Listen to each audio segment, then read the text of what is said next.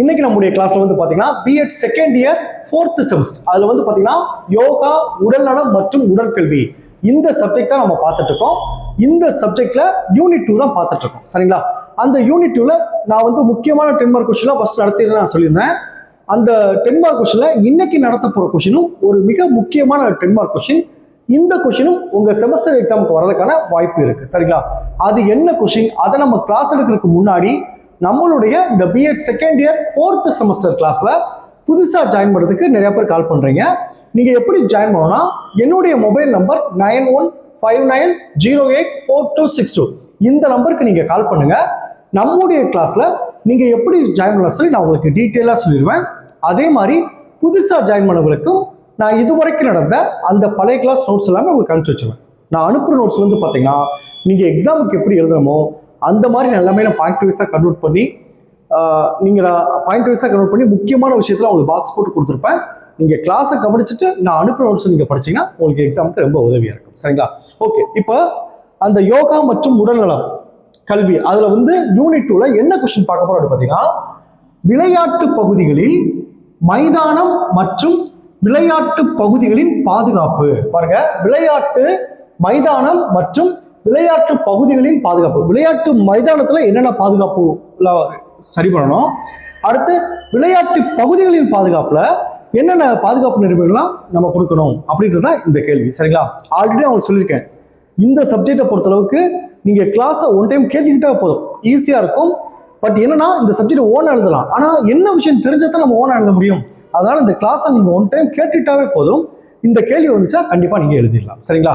இப்போ வந்து பாத்தீங்கன்னா இந்த விளையாட்டு மைதானம் மற்றும் விளையாட்டு பகுதிகளின் பாதுகாப்புல 2 தலைப்பு இருக்கு.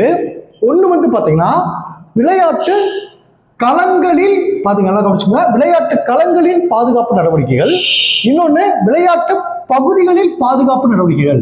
அதனால சார் விளையாட்டு களங்களில், இது விளையாட்டு பகுதிகளில், ரெண்டுக்கு என்ன சார் வித்தியாசம்? ரெண்டும் ஒரே போல இருக்கு. இப்போ பாருங்க, விளையாட்டு களங்களில் பாதுகாப்பு நடவடிக்கைகள், அடுத்து பாருங்க விளையாட்டு பகுதிகளில் பாதுகாப்பு நடவடிக்கைகள், ரெண்டுமே ஒரே மாதிரி இருக்கு அப்படின்னு பார்த்தீங்கன்னா இந்த ரெண்டுக்குள்ள வித்தியாசத்தை ஃபர்ஸ்ட் சொல்றேன் பாருங்க. விளையாட்டு களம்னா என்ன, விளையாட்டு பகுதினா என்ன, அதை ஃபர்ஸ்ட் தெரிஞ்சுக்குங்க.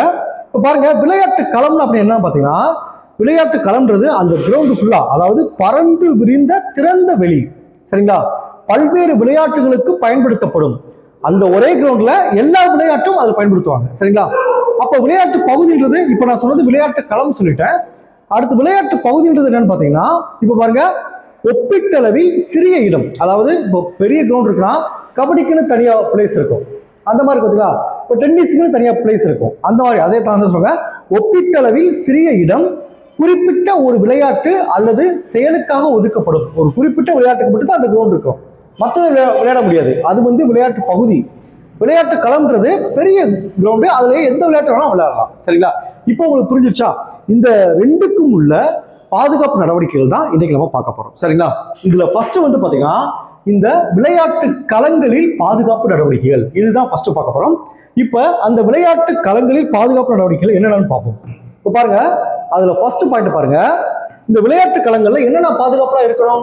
ஃபர்ஸ்ட் பாயிண்ட் பாருங்க, புல்தரை மற்றும் பல்வேறு விளையாட்டு மைதானங்களுக்கு குறுக்கே நடக்கக்கூடாது எனவும், விளையாட்டு களங்களை தவறாக பயன்படுத்தக்கூடாது மற்றும் சேதப்படுத்தக்கூடாது எனவும் மாணவர்களுக்கு அறிவுரை கூற வேண்டும். இது முதல் பாயிண்ட். ரெண்டாவது பாயிண்ட் பாருங்க, ஒரு விளையாட்டு மைதானத்திற்கும் மற்றொரு மைதானத்திற்கும் இடையே இடைவெளி இருத்தல் அவசியம். இது ரெண்டாவது பாதுகாப்பு. மூணாவது பாருங்க, விளையாட்டு களம் சுத்தமாக இருத்தல் வேண்டும். உடைந்த கண்ணாடி துண்டுகள், ஆணிகள், சிறு சிறு கற்கள் மற்றும் தீங்கு விளைவிக்கும் பொருள்கள் ஆகியவை விளையாட்டு களங்களில் இருந்து கட்டாயம் அப்புறப்படுத்த வேண்டும் சொல்றாங்க. நாலாவது பாயிண்ட் பாருங்க, மழைக்காலங்களில் மழைநீர் வழிதோடுவதற்கு வசதியாக மைதானங்கள் மேடு பள்ளங்கள் இல்லாமல் சரிவு கொண்டதாக இருக்குமாறு பராமரிக்கப்பட வேண்டும். அஞ்சாவது பாயிண்ட் பாருங்க, முதலுதவி வசதிகள் விளையாட்டு களங்களுக்கு மிக அருகில் கிடைக்குமாறு ஏற்பாடு செய்யப்பட்டிருக்க வேண்டும்.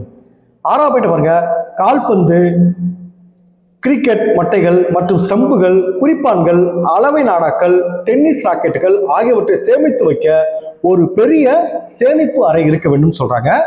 ஏழாவது பாயிண்ட் பாருங்க, விளையாட்டு களத்தில் குடிநீருக்கான வசதிகள் செய்து தரப்பட வேண்டும் சொல்றாங்க.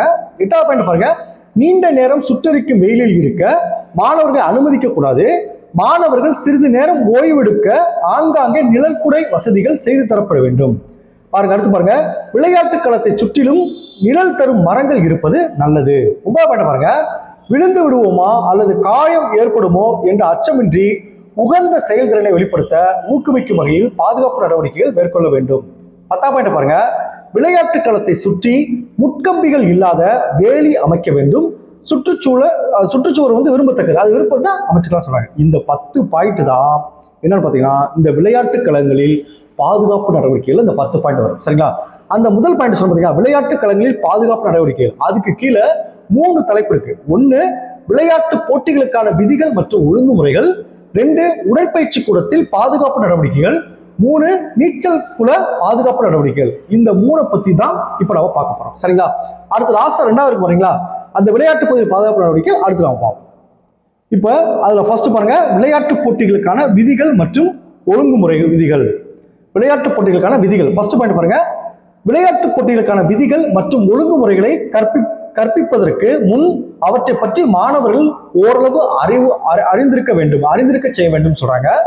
2வது பாயிண்ட் பாருங்க, விளையாட்டு களத்தில் உள்ள சூழ்நிலைகளை, அதாவது களம் மற்றும் அதன் சுற்றுப்புறத்தின் தன்மையை ஆசிரியர் கவனமாக மதிப்பீடு செய்ததோடு மாணவர்களது செயல்பாடுகள் குறித்து அவர்களுடன் விவாதிக்க வேண்டும் சொல்றாங்க. 3வது பாயிண்ட் பாருங்க, கால்பந்து விளையாட்டில் எதிரணி ஆட்டக்காரரை உதைத்தல், இடறல் அல்லது தள்ளுதல் அல்லது அவர் மீது குதித்தல், மேலும் எதிரணி ஆட்டக்காரரை அவரது உடம்பை பிடித்தோ அல்லது சட்டையை பிடித்தோ தள்ளுதல் ஆகிய யாவும் விதிமுறை மீறிய ஆட்டமாகும். ஒரு பாதுகாப்பு நடவடிக்கையாக விளையாட்டு வீரர்களை தவறாக அணுகுமுறைகளை கையாளக்கூடாது என அறிவுறுத்த வேண்டும். 4வது பாயிண்ட் பாருங்க, விளையாடுபவர்கள் தாங்கள் என்ன செய்ய போகிறோம் என்பதை அறிந்திருப்பதோடு விளையாட்டுகளில் பங்கேற்கும் போது பல்வேறு செயல்களை செய்திட வேண்டும். அவர்கள் விதிகளை நன்கு அறிந்திருப்பதோடு அவற்றை மதிக்கவும் வேண்டும் சொல்றாங்க. 5வது பாயிண்ட் பாருங்க, விளையாட்டு விதிகளை கண்டிப்பாக பின்பற்றும் மாணவர்களுக்கு பரிசு வழங்குதல் வேண்டும். எனினும் ஒரு மாணவன் மற்ற மாணவனை அடிக்கும் போது ஆசிரியர் அடிப்பதை நிறுத்த சொல்ல வேண்டும். அடித்த மாணவனை கண்டிக்க வேண்டும் சொல்றாங்க. 6வது பாயிண்ட் பாருங்க, விளையாட்டு களங்களில் விபத்தை தவிர்க்க ஆசிரியர் மாணவர்களிடம் பேசும்போது, குறிப்பாக மாணவர்கள் பற்றிய தனது எண்ணங்களை வெளிப்படுத்தும் போது தனது உணர்வுகளை வெளிப்படுத்தும் விதமாக ஒவ்வொரு முறையும் கண்டிப்புடன் தொனியில் பேச வேண்டும். இவ்விதம் அவர் ஆடுகளத்தில் ஆபத்துகளை தவிர்க்கலாம் சொல்றாங்க. 7வது பாயிண்ட் பாருங்க, விளையாட்டு செயல் திட்டங்களை செயல்படுத்துவதில் உதவிடும் ஆசிரியர்களுக்கும் விளையாட்டுக்கான பாதுகாப்பு காரணங்களை அறிந்திருப்பதை நாம் உறுதி செய்து கொள்ள வேண்டும். அவர்கள் மேற்பார்வையாளர்களாக தங்கள் கடமைகளை செய்ய வேண்டும் சொல்றாங்க. 8வது பாயிண்ட் பாருங்க, வட்டெறிதல், ஈட்டி எறிதல் ஆகியவற்றில் மாணவர்கள் பயிற்சியில் ஈடுபடும் போது மைதானத்தின் குறுக்கேயும் அருகேயும் யாரும் நடந்து செல்லாதவாறு பார்த்துக் கொள்ள வேண்டும் சொல்றாங்க. 9வது பாயிண்ட் பாருங்க, விளையாட்டு போட்டிகளை அமைக்கும் போது இளைய மூத்த மாணவர்கள் மற்றும் பெண்களுக்கு தனித்தனியே அமைக்க வேண்டும். இளையவர்கள் மூத்தவர்கள் ஒன்றாக சேர்ந்து விளையாட அனுமதித்தால் இளையவர்கள் விபத்தில் காயமுற வாய்ப்புகள் எதுவும் சொல்றாங்க. 10வது பாயிண்ட் பாருங்க, தடகள போட்டிகளில் பந்தயம் முடிவுறும் இடத்திற்கு பின்னால் வேகமாக ஓடிவர்களுக்கு தமது வேகத்தை குறைத்து நின்று போதலுக்கு போதுமான இடம் இருக்க வேண்டும். இந்த 10 பாயிண்ட் தான். இந்த பேலன்ஸ் இருக்க இந்த உடற்பயிற்சி கூடத்துக்கான பாதுகாப்பு நடவடிக்கைகள் மற்றதெல்லாம் அடுத்த கிளாஸ்ல பார்ப்போம். Okay, thank you students.